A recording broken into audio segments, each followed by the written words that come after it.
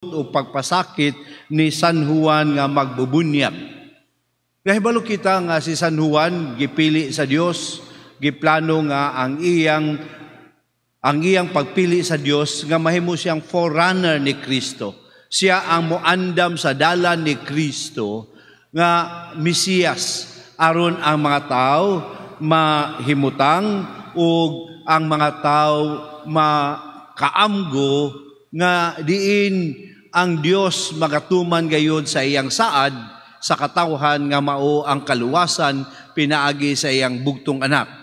Ug tinuod man ang kinabuhi ni San Juan, makita nato nga very unique.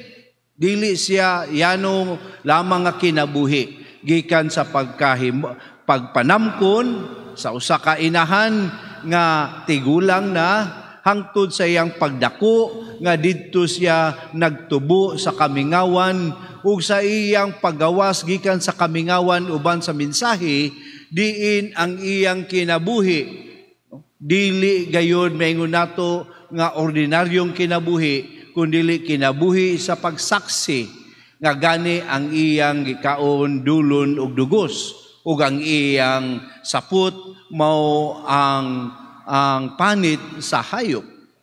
Kining mga mensahe ni Juan nakahatag yun akong impact ngadto sa mga katawhan sa mga Hudiyo ni adtong panahona. Ilabi na katong nagpaabot gayod sa pag-abot o pagtuman sa saad sa Dios. Gani to the extent nga ang iyang popularity nahimo nga ang ubang mga tao naghunahuna na nga si Juan maugayod ang Mesiyas.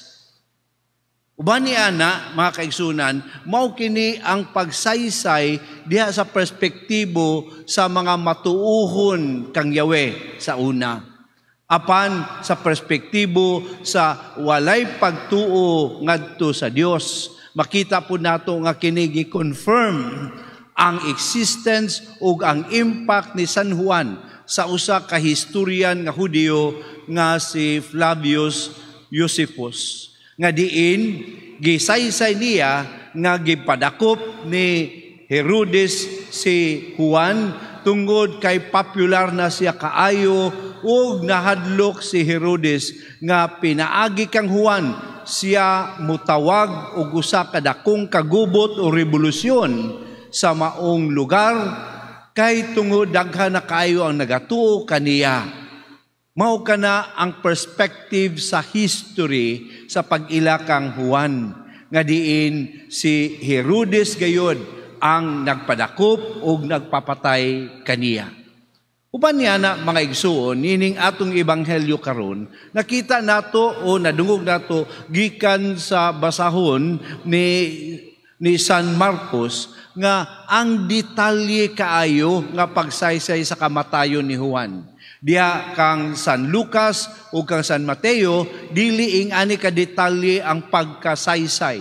Si San Marcos, naa makita nato ang detalye kaayo nga nahitabo diha kang San Juan. Ug diha sa maong detalye nga panghitabo, makita nato nga consistent si Juan sa iyang pagka-forerunner kang Kristo. Kay ngano, wa lang niya giandam ang pag-abot ni Kristo, kundi sa iyang kamatayon mismo, iya nang gipakita ang dangatan ni Kristo nga mao ang kamatayon alang sa kaluwasan sa kinatibuk-an. Kana mga kaigsunan nga usahay, makapahinuklog kanato ba? Nga tinuod, ang bukasyon ni San Juan, mo man ang pag-announce, pag-andam sa dala ni Kristo, pero sa maong bukasyon, kaluoy. No? Nga ang gihangtungan nini, mao ang iyang kamatayon, ug madugo, sakit nga kamatayon.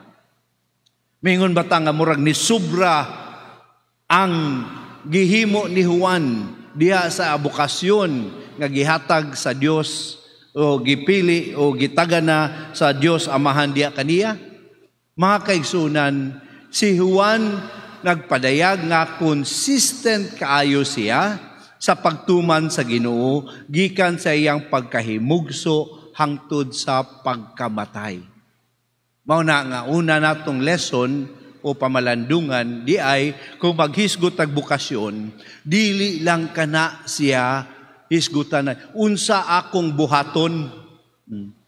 Kayo sa amin nga unsay bukasyon sa pagkapare, kanang pagmisa, kanang pag-alagad sa katawhan, pinaagi sa paghatag sa panahon o ilang kaugalingon fully ngadto sa Ginoo. Unsay bukasyon? Pagkamadre. Unsay bukasyon ninyo? Pagkaminyo nga mo hatag mo paggiya sa inyong anak, no, nga unta sila usab, no, makasunod sa Dios. O mahimo ninyo ni kay mao na ang kabubuton sa Dios. Usahay di nato i-appeal ang second part nga importante sa kinabuhi. Kay kung kita mataw, kita man tanan mamatay, no. Nabay tao dinis kalibutan nga wa mo hangtong sa kamatayon. Si Kristo raman. No? Pero kana mga kaigsunan kung mulantaw detag bukasyon, it is not only of what we do, but how we end our life here. Dili lang di unsay buluhaton, kundili unsa po di ay ang ending sa atong kinabuhi.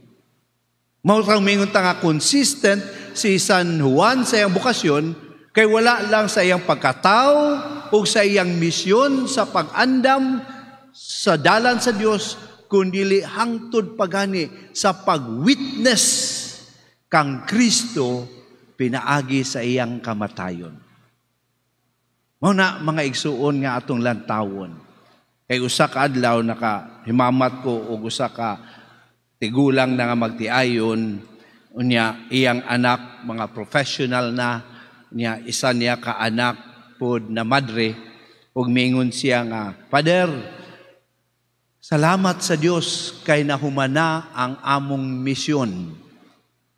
Among mga anak nahimutang na, ug salamat sa Dios nga sila usab, no, nahimong matuuhon o nag-atiman silang pagtuo. Unya gihatagan pag yung bonus sa kaanak namo nahimong madre na humana ang among misyon. Mingon ko kanila, wala pa. Nganuman, kay ang misyon magdala nato sa pagsaksi hangtod sa kamatayon. Mao kana ang pasabot sa kinatibuk-an sa atong bukasyon. Dili lang ang pag-unsay himuon, kundili hangtod asa ang atong pagsaksi diha kang Kristo bisan na sa kamatayon. Mao nang iampo nato kanunay, no? Iampo nato kanunay, dili lang labi na kung mingon tag bukasyon nya karong September, mga igsuon, no? Karong September sugod karong Domingo i-launch nato sa atong parokya usab ang month of vocation, no? So dili lang nato iampo kadtong mga batan-on nga unta mudangat sa ilang bukasyon nga maong tawag sa Dios, kundi iampo po nato ang naana sa bukasyon. Nagpuyo na sama sa tanang mga mag-asawa, sa tanang mga ulay, sa tanang mga madre, mga pari o mga brothers. Iampo nato kay dili lang ang pagsulod sa maong bukasyon, kundili hangtod na kana sa ilang kamatayon.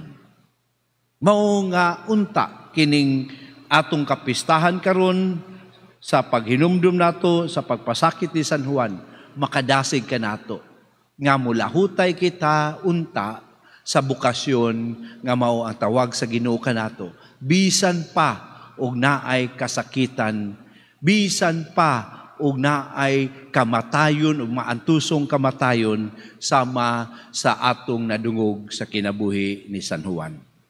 Ginoong Dios, ikaw ang nagtawag kanamo diha sa among bukasyon. Ikaw ang nagahatag kanamo kusog sa pagpuyo nining maong bukasyon. Tabangi kami nga mulahutay kami uban kanimo nining bukasyon nga imong gihatag kanamo hangtod na sa among kamatayon. Amen. Palihog manindog.